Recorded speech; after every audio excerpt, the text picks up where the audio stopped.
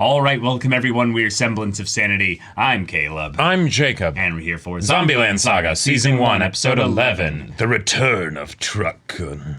With a Vengeance. Yep. Nicely done. Yeah. Everything was going, a bit rocky, but they figured it out, They got off the mountains. Yep, exactly. Not the Rocky Mountains, but... Right. But power of Nakama, they were able to do this, and Kotaro, despite his doubts and a slapping from Yugiri... It wasn't a full doubt, though, although it was a full slap. It was a full slap for maybe a 2% doubt. Yeah, exactly. The thought of him potentially doubting. Exactly. How could he? Yep, but their show is coming up. 500 people, hopefully, will be there to see them. Yeah. So. And what's going to happen with Sakura? Without further ado, let's get into it. Alright everyone, now be sure to go check out the reaction portion of the video in the description below, then come back here for the discussion.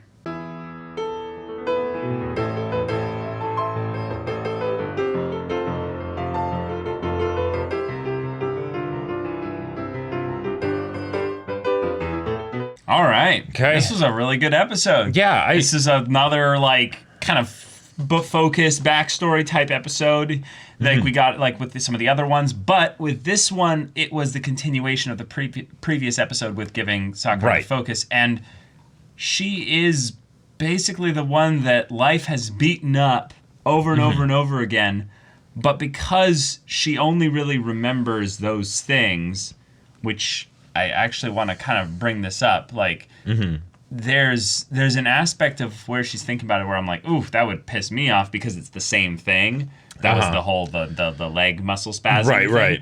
But in a lot of ways, there's a lot of people that have very similar types of situations where just life just beats them up over and over again, and it's things that are probably out of their control. Yep.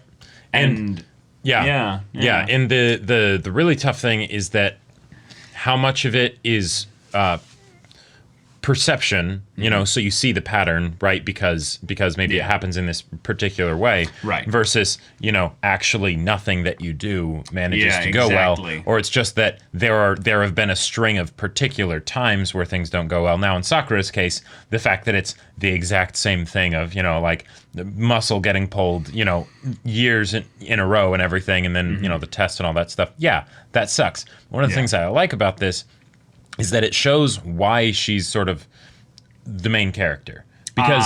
Because the main characters in stories have to be that or not have to, but generally are that perspective character for the audience that are the most relatable, and hence they tend to be a lot more like vanilla type characters, right? Sakura is a normal girl, right? But she's becoming an idol, and then we can get that perspective into how all that works. But with being a normal girl, and then also with going to then being an idol, since idols are generally supposed to be perfect and everything, how do you handle that when it's I'm just a person, right? With all kinds of trials and tribulations and all that stuff, and how does she handle it? Because her life might not have been crazy exciting like a lot of the other characters, but it wasn't perfect. She had her own, problems and stuff. Yeah, I like that the idea of this being a repeat of episode 1 is rather cool, because the main difference is that she didn't have memories of her past life in the first episode. Here she does. So in this one, where she's basically relegated herself to knowing who she is, she has no energy to basically go on living and to give, of herself into this situation with Franchouchou and everyone else. Yep. But before, in episode 1, there was this idea of her being kind of lost adrift in the I don't know who I am, which in some ways is true now as well. Yeah. So what they kind of did was they took a memory loss trope, which is, I would say, a very dangerous trope to do for a main character. Personally, I would avoid doing it in general, unless you're really going to build the whole story around it. That's a thing that you can do. But that aside, having it be the focus upon which you develop the characters versus advancing the plot is really important. So with this here, it's the way to showcase that, hey, Sakura was basically getting a pass on having a backstory because she didn't remember any of it. So she was getting little bits and pieces here and there. But it was once she got excited about trying something and everyone else wasn't trying it, it was almost like we were getting to see that aspect of who she is truly coming out amidst this, because she thought that everyone else wasn't trying, that they were all just kind of, just hanging out in the mountains and stuff. And something else that basically would be another fate slapping her back down to earth, kind of, except these are actual people. It's not just random circumstance and things like that. It's not also happening to you necessarily. That was one of the things that was kind of selfish about it. Was she saw that all of them were doing this, and it was holding her back. So then she decides, well, I'll just practice on my own. So the lesson, essentially, of this episode was learned just before she got hit with Truck-kun, and is that when you have these situations where life has things moving beyond your control, like she can't control what the rest of Franchouchou does. Yep, or if the full 500 people show up, or not things like that. At all, She then can basically decide whether to give up and basically focus only on herself in that case there, or to reach out and basically grab a hold of those that are close to her and be able to gain strength from that. And then Truck-kun happens, and she has to basically do it the harder way. And I like this because then it will be something where she can't really kind of just get by without any kind of struggle. Like she needs to actually put in the tougher part here, which is Kotaro gave a really good, emboldening phrase or not phrase, but like impassioned speech, and it was just it was full on Kamina energy. Like it was so good. But no, you're gonna still have to put this work in, Sakura, and try. Yeah, and that's it's gonna be tough. And I think the toughest thing about this is not necessarily even the thing of putting in the work, even though she doesn't want to do that either. Yeah. But it's the putting in the work while truly hoping and believing deeply that this could happen. Because like those are very different things. Those are very different things. That's true. And now in her backstory, and she's a very earnest kind of character, so she did go with the same kind of gumption and gusto. All right, once more into the breach, let's do this. There's no way lightning will strike for the 7th time in the same spot. But what maybe this is just me personally, but what I usually find happens for me is that even if I go and try to do something after getting disappointed, like in a similar way, right? Yeah. I won't fully be trying. I won't fully be putting my heart into it because I'll be afraid of getting disappointed. Yep. So I'll only kind of give mostly an effort, right? Right. But there's a big difference between mostly effort and all effort, right? Right. An example of this that I think most people are more empathetic in some ways towards the struggler, basically, is the area of relationships. Sure. A lot of people will, because you can't control what another person does, but because there's this dynamic where there's two people involved, so you feel like it's more of a thing that you have some direct influence in. If you get like either rejected, betrayed, or your trust abused and something like that, whenever you then go towards relationships later, it's very easy to be jaded and basically not want to be vulnerable in general. Right. Which makes it, just in general speaking, more difficult to build deeper relationships. Right. And yet, that's a very realistic, I would say, response because you have to take care of yourself, right? Yes. So the pains and the struggles and the trials, as you were saying, of the world are quite intense at times, and they can put you down to the point where, yes, it's basically the equivalent of Truck-kun coming out of nowhere. Yep. The isekai you to a damn other world of zombies and madmen and shades at night, Yep. So this is not a crazy situation for the sake of a crazy situation. This is something that people go through all the time, and yet the cool thing about this is because Sakura is surrounded by so many other people that are in the same situation as her, she kind of has it actually quite easy. Yes. If she's able to look to them for strength and just lean on them. And then realize what Kotaro's speech was all about. Yes. And that's why I love her as a protagonist here. Because this is...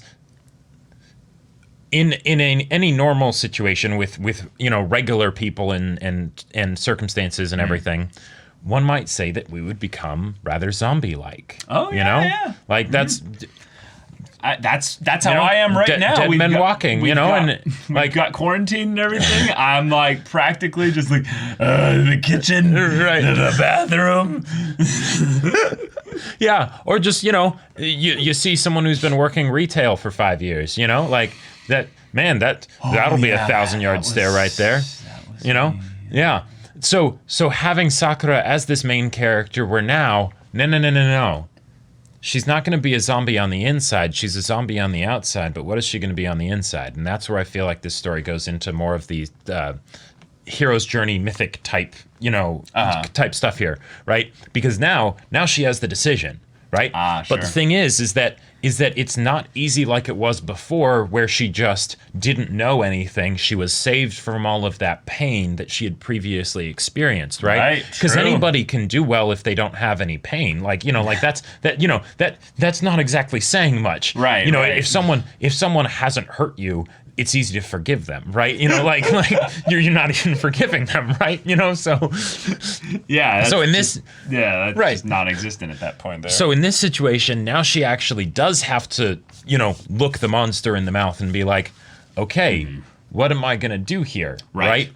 This is my test of mettle. Who am I really? Am I actually a zombie on the inside, or am I just gonna be a zombie on the outside? Yeah. Because this is a gift. Like you get a second. Just quote Lord of the Rings to me in my Zombieland Saga reaction discussion. Yes. God damn it, you bad lad. Because she's got a second chance at life. Yes, Truck-kun happened, and that sucks. Right. But you're a zombie now, so Truck-kun, what can Truck-kun do to you now? Nothing. And 2, you're an idol.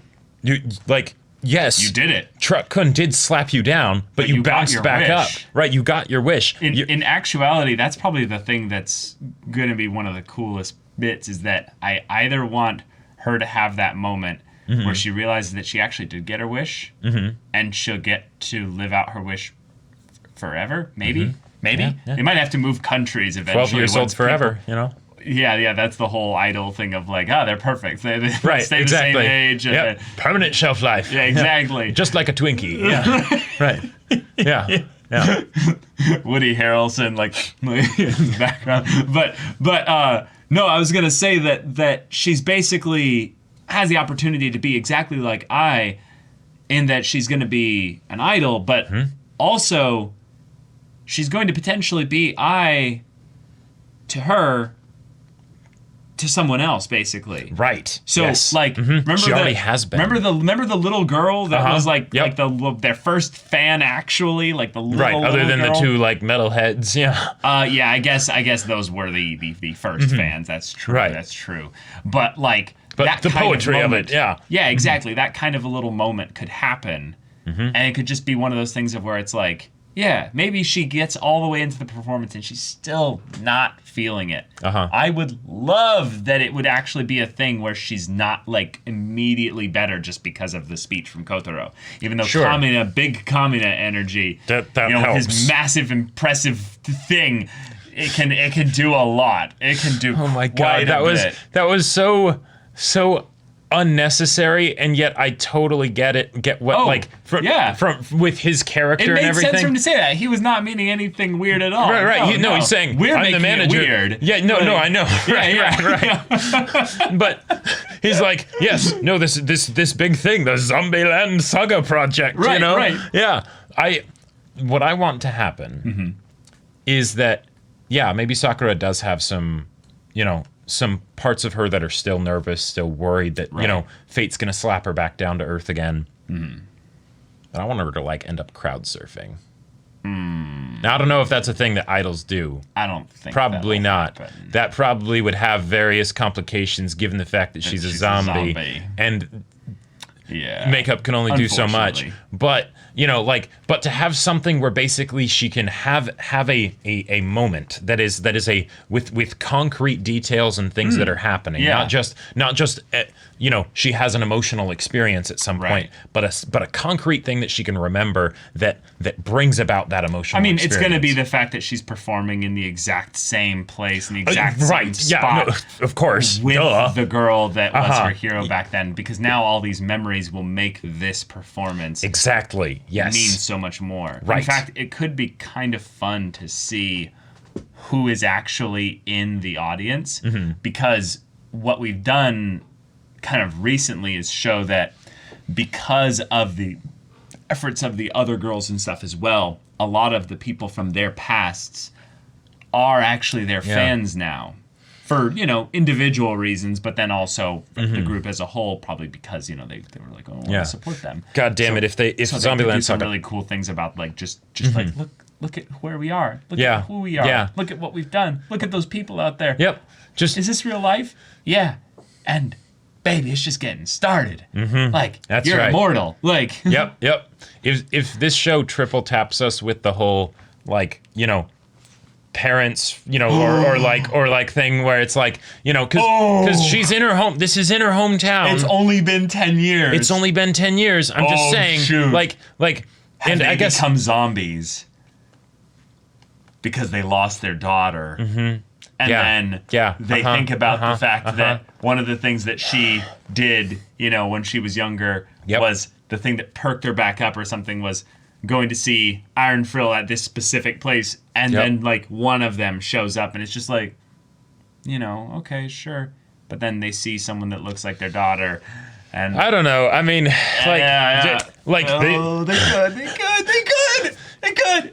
So, oh man, but yeah. This is going to be awesome, y'all. Thank you so much for watching this episode's reaction and discussion. If you want to see the next episode's reaction and discussion right now, though, go check out the link in the description below for our Patreon. You can get on early access there. You can watch full-length timer reactions there, and all this comes with Discord access, so you can chat with us in the community there about this show, about anime in general, and also be sure to check out our Twitch channel. Yes, so we stream Monday through Friday at 3 p.m. Pacific time. Mondays we do podcasts. Tuesdays are One Piece dramatic manga readings. They're great. Wednesdays and Fridays, Caleb does gaming. Yep, I'm going to be playing Cyberpunk 2077 really soon. Yes, and then Thursdays I do gaming, which right now is Persona 4 Golden. Yeah, so if any of that interests you, we'll see you there. But until then, we're Semblance of Sanity. I'm Caleb. I'm Jacob. And we'll see you all next time.